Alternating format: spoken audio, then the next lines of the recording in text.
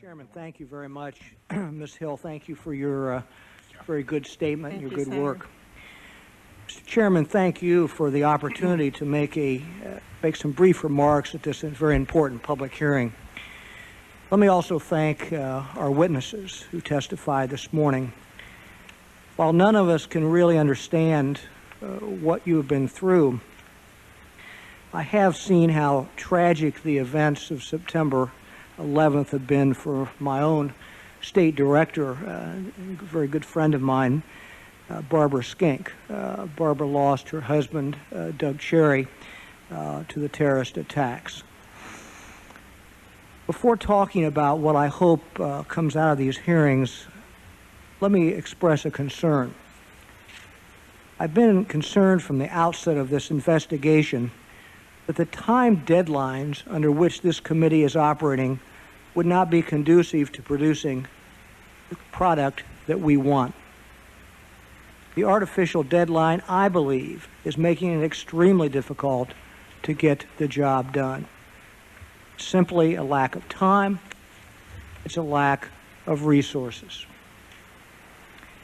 However, Mr. Chairman, there still are things that we can accomplish, even with the current constraints of this investigation.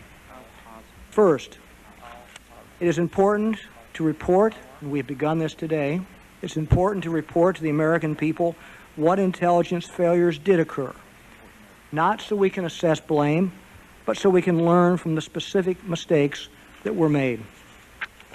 But there is more to it than that. Yes, we need to gather the facts and take time to examine what they mean with regard to what happened on September 11th. But we certainly cannot stop there. We also need to figure out what these facts tell us about the current structure of our overall intelligence community. What are the shortcomings? Where do we need reform? And I thought Mr. Push's testimony earlier was very excellent. And I thought he talked about some of the big picture issues that we're not going to resolve on this committee, but at least that we can begin to look at and begin that national dialogue about these issues. So I thought his testimony was particularly telling. I think, for example, Mr. Chairman, in investigating these issues, we must take a serious look at the role of the Director of Central Intelligence. I believe it's time to give the DCI the necessary authority and the ability to truly direct our overall intelligence operations. Quite simply, we need to empower the DCI to do the job. I believe we also must seriously examine the long-term resource issues that confront us, not just now, but over the long haul, over the next decade or 2 decades. Do we have the human resources available within the agencies themselves? Do we have the right technology and enough of it to get the job done in the new world that we live in?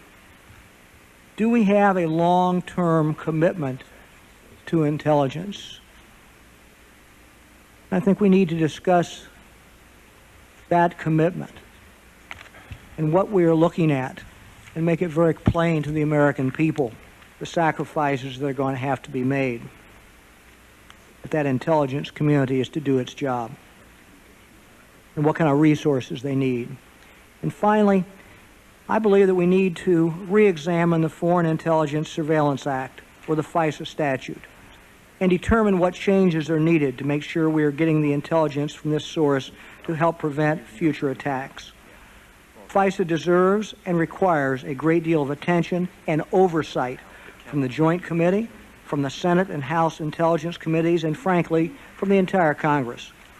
We must focus our congressional duty for oversight, as we simply have not had, in my opinion, effective oversight since FISA was instituted approximately a quarter of a century ago.